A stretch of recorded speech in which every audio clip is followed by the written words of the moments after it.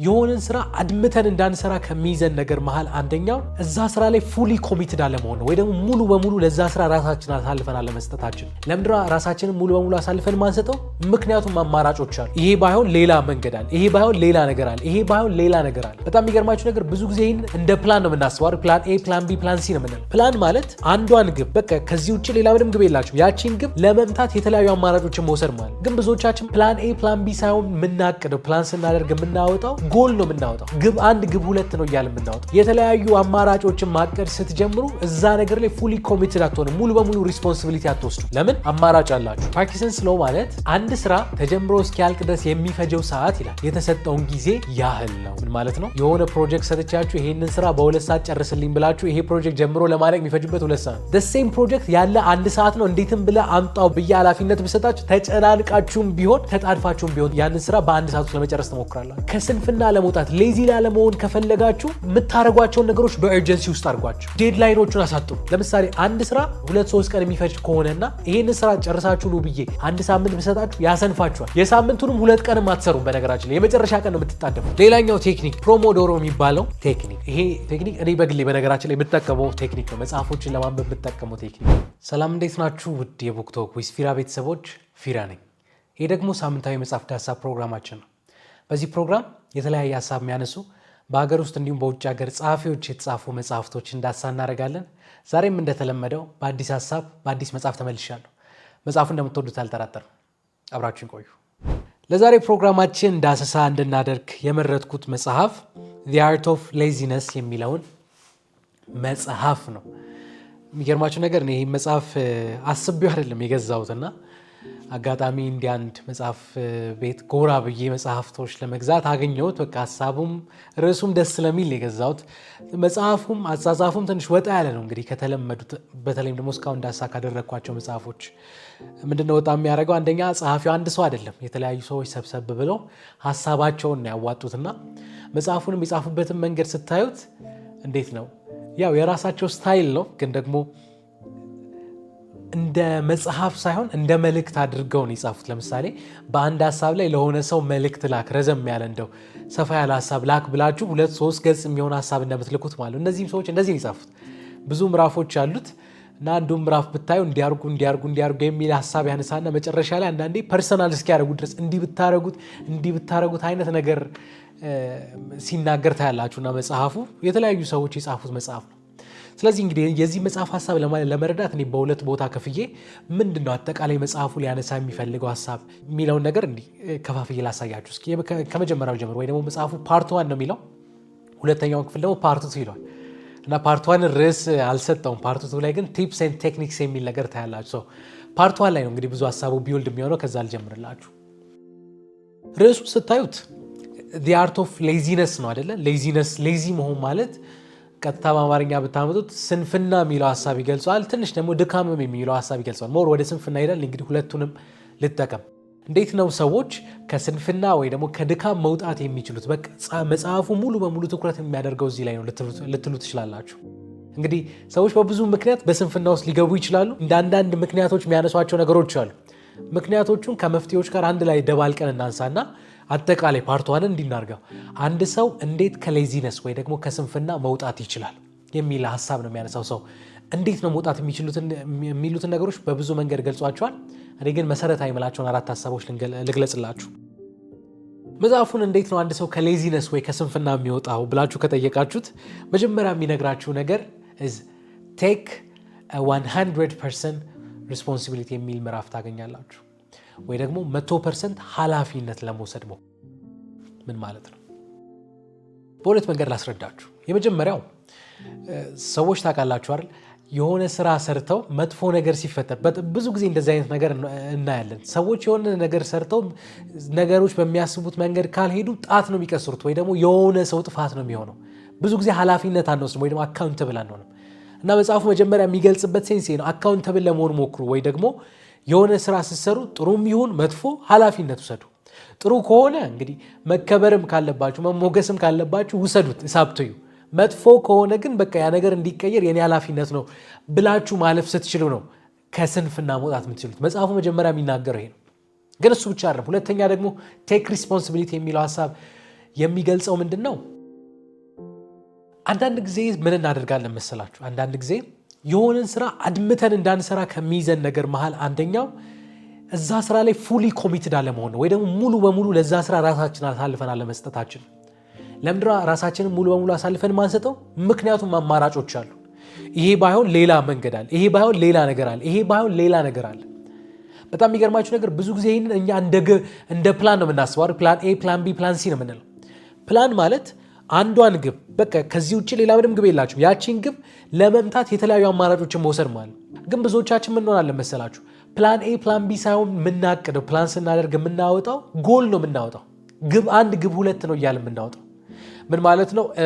ኢንጂነር ሆናለሁ፣ ኢንጂነር ካልሆንኩኝ ዶክተር ሆናለሁ። በቃ ዶክተር ካልሆነ ከዶክተር ነው ለካ ይጀምራል። ዶክተር ሆናለሁ፣ ካልሆነ ኢንጂነር ሆናለሁ፣ ካልሆነ ምን አለ መካኒክ ሆናለሁ፣ ካልሆነ ወይ የሆነ ነገር ሰራለሁ፣ ካልሆነ ማርኬቲንግ እገባለሁ ምናምን እያለ የምናስባቸው ነገሮች አሉ። እነዚህ ፕላን ኤ ፕላን ቢ አይደለም፣ ግብ ነው የምንቀይረው። ምን ይሆናል መሰላችሁ?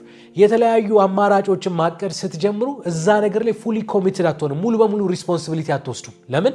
አማራጭ አላችሁ። ለምን ሪስፖንሲብል ትሆናላችሁ? አማራጭ ስላለኝ ይሄ ባይሆን ሌላ አለኝ ብለን የምናስባቸው ነገሮች ናቸው ሙሉ በሙሉ ሪስፖንሲብል እንዳንሆን የሚያደርጉን፣ ኃላፊነት እንዳንወስድ የሚያደርጉን። እና መጽሐፉ የሚናገረው ነገር ነው። አንደኛ ጥሩም ይሁን መጥፎ ኃላፊነት ውሰዱ። ሁለተኛ አንድን ነገር ስትሰሩ በቃ ከዚህ ውጪ ሌላ መንገድ የለም፣ ሙሉ በሙሉ ራሴን ለዛ ነገር ኮሚት አድርጋለሁ ብላችሁ እንድትሰሩ መጽሐፉ ይናገራል ያልኩኝ ልግለጽ። መጽሐፉ ይናገራል ሙሉ በሙሉ ኃላፊነት ውሰዱ። በቃ ይሄ ነገር የሞትና የሽረት አንዳንዴም እንደዛ እኮ ማድረግ ግዴታ ነው አይደል? ለምንድን ነው እንዲህ ብላችሁ መሰላችሁ? አንድ መጽሐፍ ዳሰሳ አድርጌ ነበር፣ ጉድ ቱ ግሬት የሚል መጽሐፍ እና እዛ መጽሐፍ ላይ በስራ ዓለም ውስጥ 5 አይነት ሰዎች ታገኛላችሁ ማለቱን አንስቼላችሁ ነበር። ጂም ኮሊንስ ይባላል ጸሐፊው። የመጀመሪያዎቹ ሃይሊ ካፓብል ኢንዲቪጁዋል ብለናቸው ነበር። እነዚህ ሰዎች ማለት ኤክስፐርቶች ናቸው። ጥሩ እውቀት አላቸው፣ ጥሩ ክህሎት አላቸው። የትም ቦታ ከተቷቸው የሚሰሩትን ነገር አውቀውና ወደው የሚሰሩ ሰዎች ናቸው። እነዚህ ሌቭል 1 ናቸው። ከዛ ከፍ ትላላችሁ። ሌቭል 2 ደግሞ የሚባሉ አሉ።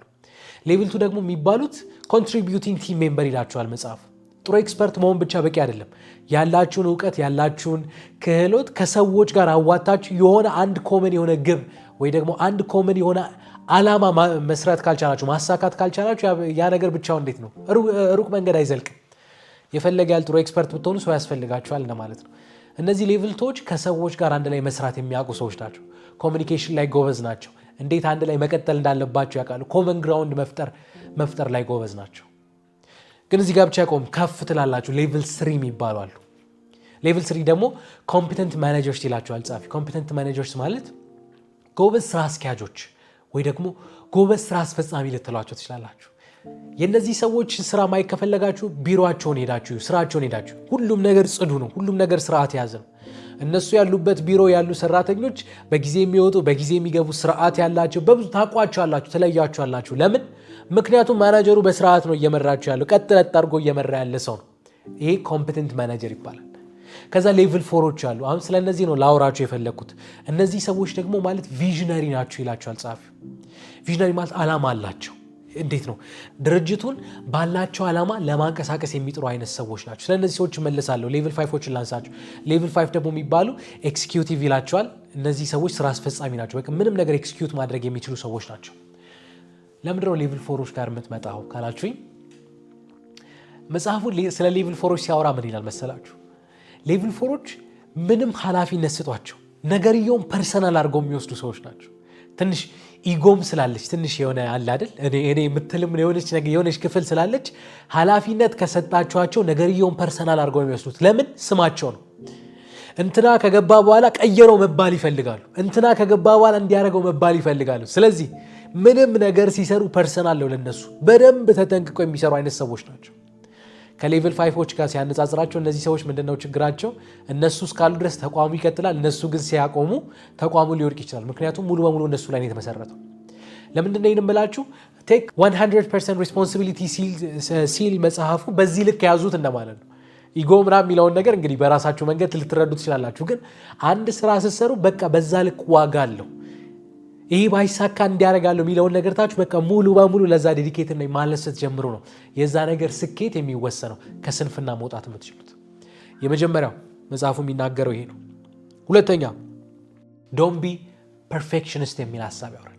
ፐርፌክሽኒስት አትሁኑ። መጽሐፉ የጀመረበት መንገድ ደስ ይለኛል። ለምን መሰላችሁ? ኤክስትሪም አድርጎ አልጠቀሰውም። ምን ኤክስትሪም ማለት ማለት በቃ ያስፈልግም አላለም። ፐርፌክሽኒስት መሆን ያስፈልጋል። እንደውም ይጠቅሳል። ስቲቭ ጆብስን ብታዩት አይፎን እንዲሳካለት፣ አፕል እንዲሳካለት፣ ማክ እንዲሳካለት ካደረጉት ትልቅ ነገሮች ማለት የስቲቭ ጆብስ ፐርፌክሽኒስት መሆን፣ የሚሰራውን ነገር ተጠንቅቆ ነው የሚሰራው። ልቅም ያለ ስራ እንዲሰራ ለማድረግ የሚሞክር ሰው ነው። ሁሌ አዲስ ነገር የሚያስብ ሰው፣ ሁሌ የተሻለ ነገር አለ ወይ ብሎ የሚያስብ ሰው ነው። በጣም ጠቅሞታል። ይጠቅሳል መጽሐፉ። ሊዮናርዶ ዳቪንቺንም ይጠቅሳል። እንደነ ሞናሊዛ ያሉ ትልልቅ ስዕሎችን የሳሉ ሰው በጣም ዲቴል ኦሪየንትድ የሆነ ሰው። ሞናሊዛ ለብዙ ዓመት ነው የሳለው። እንግዲህ ታሪኩን ታውቃላችሁ ብዬ አስባለሁ። ለረጅም ጊዜ ነው ሞናሊዛ ተስላ ለማለቅ የወሰደችው። ብዙ ጊዜ ፈጅቷል፣ ብዙ ዓመታት። እንደውም ሲሞት ራሱ አልጨረሰውም ይባላል። አንዳንዶች ምን ይላሉ? ቅንድቧን አይታችሁ ከሆነ የሞናሊዛ ቅንድብ የላትም እና አንዳንዶች በጊዜ ሂደት ፌድ አድርጎ ነው ይላሉ። አንዳንዶች ግን በቃ በጣም ዲቴል እየሳለት ቅንድቧን እንኳን አልጨረሰውም ይላሉ። ኦልሞስት ብዙ ዓመት ማለት ነው የፈጀ ስዕል፣ ከ10 ዓመት በላይ ካልተሳሳትኩኝ 17 ዓመት አካባቢ የፈጀ ስዕል። ፐርፌክሽኒስት መሆን ለሚሰራ ሰው ጥሩ ነው። አሁን ቃሏች ይለት ለሚሰራ የምትለዋን አስምሩልኝ። ፐርፌክሽኒስት መሆን ለሚሰራ ሰው ጥሩ ነው። ለማይሰራስ? በመጽሐፉ አገላለጽ ሌዚነስን መሸፈኛ ናት። ፐርፌክሽኒስት ስንፍናን መሸፈኛ ናት። ምን ማለት ነው? ሌዚ የሆኑ ሰዎች ወይ ደግሞ ሰነፍ የሆኑ ሰዎች ወይ ደግሞ ደካማ የሆኑ ሰዎች ምን አይነት ሰዎች ናቸው? በቃ ነገሮች እኔ እንደምፈልገው ስላልሆኑ አልሰራም፣ ሁሉም ነገር በቃ በምፈልገው መስመር ካልሄደን ያልንቀሳቀስም የሚሉ ሰዎች ናቸው። እንግዲህ እኔ እስከማውቀው ድረስ እዚህኛው ዓለም ውስጥ ሁሉም ነገር እንደምትፈልጉት ሊሆንም አይችልም። ቢሆንም የሆነ የሚጎድል ነገር አይጠፋም። እነዚህ ሰዎች ይሄ ፐርፌክሽኒስት የሆነ አሳሰባቸው ስንፍናቸው መደበቂያ ነው። እኔ እኮ ፈልጋለሁ፣ እኔ እኮ እንዲያደርጋለሁ፣ ግን አለው፣ ግን እንትን የለም፣ ግን ይሄ ጎሏል፣ ግን እንዲሆኗል፣ ይሄ ጤነኛ አይደለም የሚል ሀሳብ ጸሐፊው ይናገራል። ሶስተኛ ወርክ ኦን ዘ ራይት ቲንግስ የሚል ሀሳብ ታያላችሁ መጽሐፉ ላይ።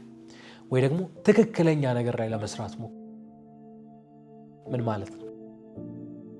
ሰዎች የሆነ ነገር እንድንሰራ የሚገፋን ነገር የሆነ ነገር ተነስተን ለመስራት የሚገፉን ብዙ ነገሮች አሉ። እንግዲህ ግን ስንጠቀላቸው የመጀመሪያው ጥሩ ውጤት ያለው ነገር የሆነ ነገር ተነስተን ለመስራት ይገፋናል። በቃ መጨረሻውን ስታስቡ በቃ ዛሬ ብቸገርም እየዘራን ነው ነገ እናጭዳለን ትላላችሁ።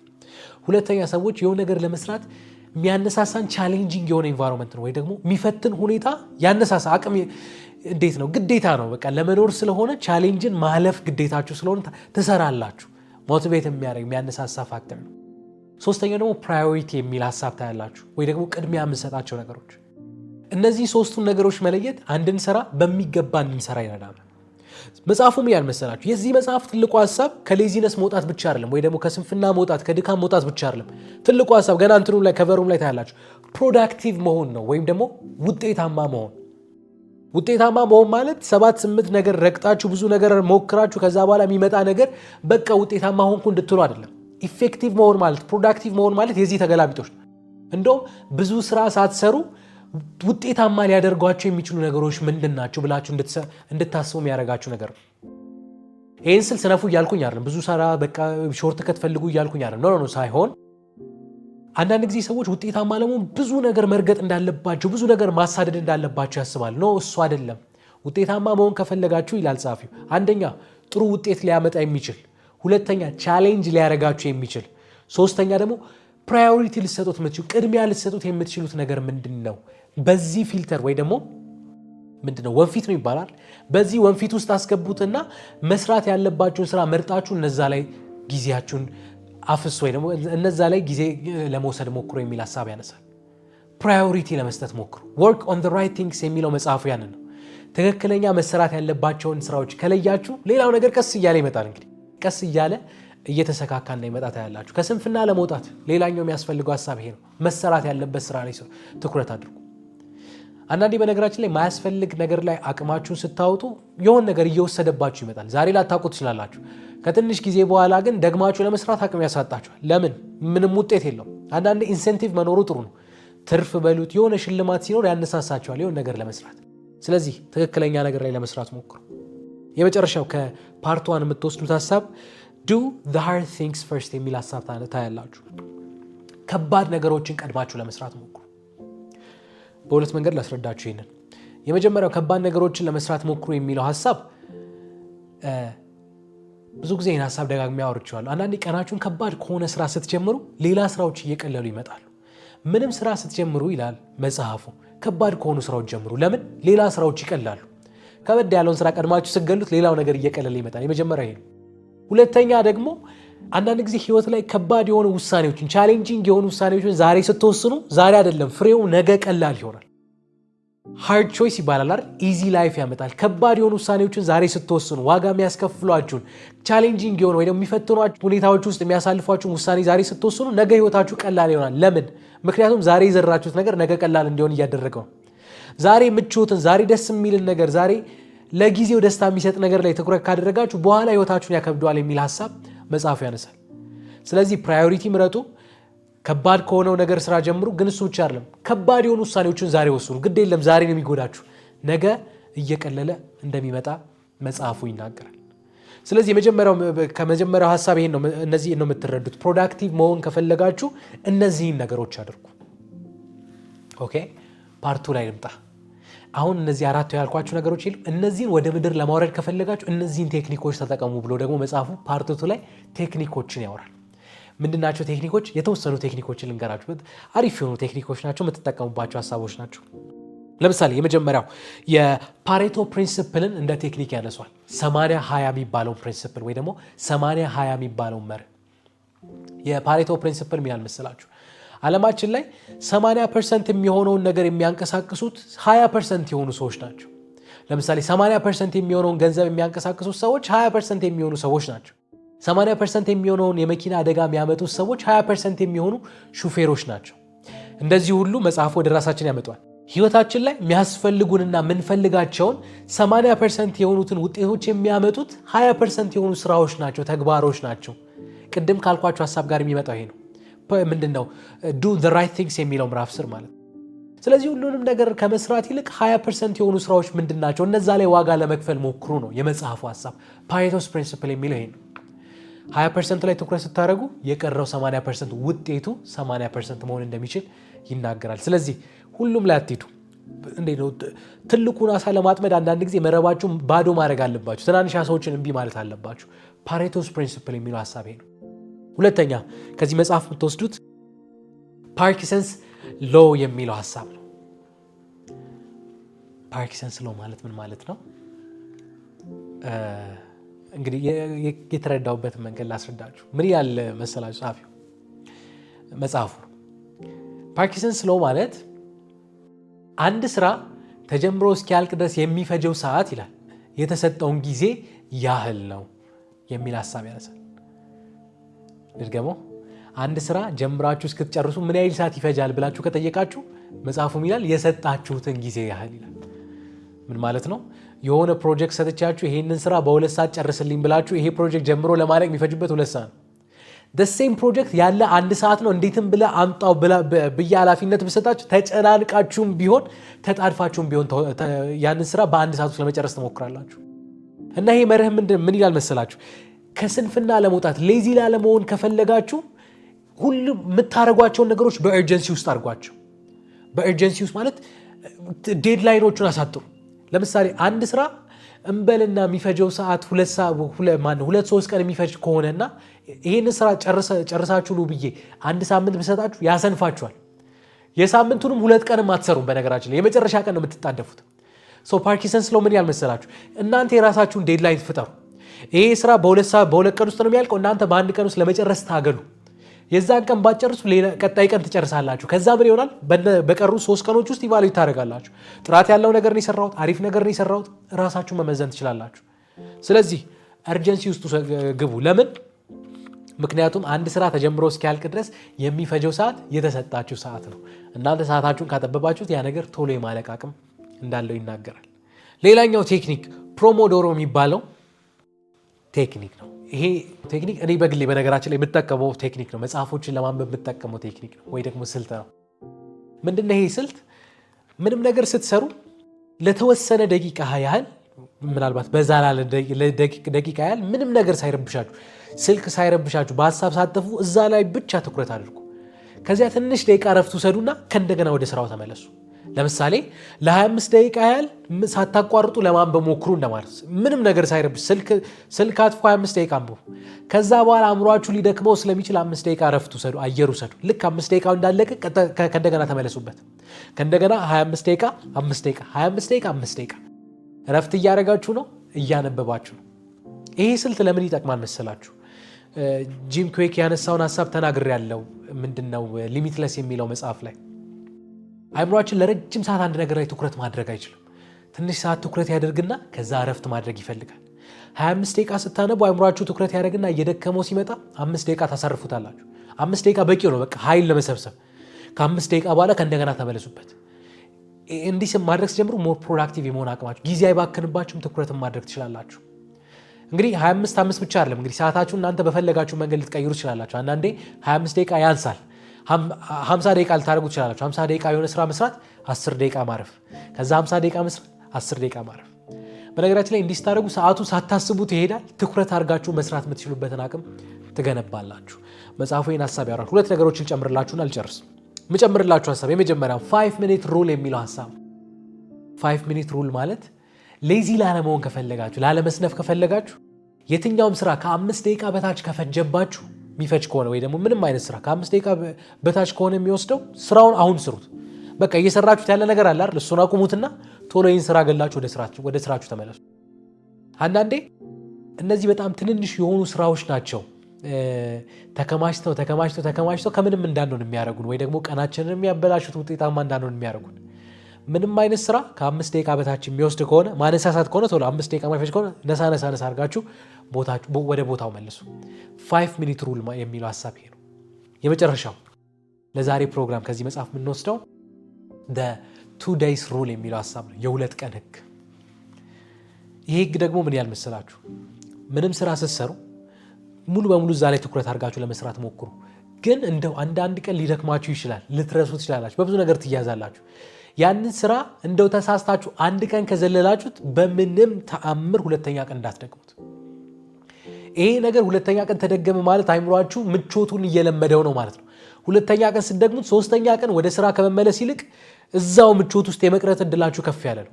ስለዚህ አንድ ስራ ስትሰሩ ጀምሩት። አንድ ቀን ልትሳሳቱ ትችላላችሁ፣ 2ኛ ቀን ግን በተአምር እንዳያልፋችሁ። ይህን ሀሳብ አቶሚክ ሃቢትስ የሚለው መጽሐፍ ላይ አውርቻለሁ። ሀቢት ወይ ደግሞ ልማድ ለመገንባት ስትሞክሩ ያን ነገር በተከታታይ ማድረግ አለብን የሚል ሀሳብ አውርቼ ነበር፣ ትዝ ካላችሁ። እንደው አንድ ቀን ተሳስታችሁ እንኳን ብትዘሉ በምንም ተአምር ያ ነገር 2ኛ ቀን እንዳይደገም። ከተደገመስ ሌላ ሀቢት እየገነባችሁ ነው። ይሄ ደግሞ ስንፍና ደግሞ ሌዚ ደግሞ የሚያደርጉ ስራዎች በነገራችን ላይ እንደሌሎቹ ምንድነው ከባድ ስራዎች አይደሉም። ወደ ልምድነት ለመቀየር ብዙ አያለፉም፣ ትንሽ ጊዜ ነው የሚፈልጉት። አንዴ ከለመዳችኋቸው በቃ ሌላ የህይወታችሁንም ክፍል እየተቆጣጠሩ እንደመሄድ ከመጽሐፉ ትረዳላችሁና ከዚህ መጽሐፍ እንግዲህ የቀረልኝ The Art of Laziness ከሚለው መጽሐፍ የቀረልኝ ሀሳብ ይሄ ነው። አጋጣሚ የገዛሁት መጽሐፍ ቢሆንም ቁም ነገር ወስዳችሁበታል ብዬ አስባለሁ። እኔም ተጠቅሜበታለሁ። አሪፍ መጽሐፍ ነው ብዬ አስባለሁ። መጽሐፉ እንዴት አያችሁት? ስለዚህ መጽሐፍ ያላችሁን አስተያየት ከስር በማስቀመጥላችሁ የሶሻል ሚዲያ አማራጮች እየገባችሁ እንድጽፉልኝ እጠይቃለሁ። ምን አይነትስ መጽሐፍ ዳሳ ላድርግላችሁ? በተለይም በዚህ ዓመት አብረን እንግዲህ እግዚአብሔር እስካለን ድረስ እንኖራለን። አሪፍ የምትሏቸውን መጽሐፎች ጠቁሙኝ። እኔም ደግሞ በተቻለኝ አቅም እነዚህ መጽሐፎች ዳሳ ለማድረግ እሞክራለሁ። በድጋሜ እነዚህ መጽሐፎች ለመጠቆም ከስር በማስቀመጥላችሁ የሶሻል ሚዲያ አማራጮች እየገባችሁ ጻፉልኝ። ከኔ ጋር ግን በዚህ ሳምንት የነበረን ቆይታ ይህን ይመስላል። ቀጣይ ሳምንት እንዲሁ በአዲስ መጽሐፍ በአዲስ ሀሳብ እንገናኛለን። የቀጣይ ሳምንት ሰው ይበለን። መልካም ሳምንት ባይ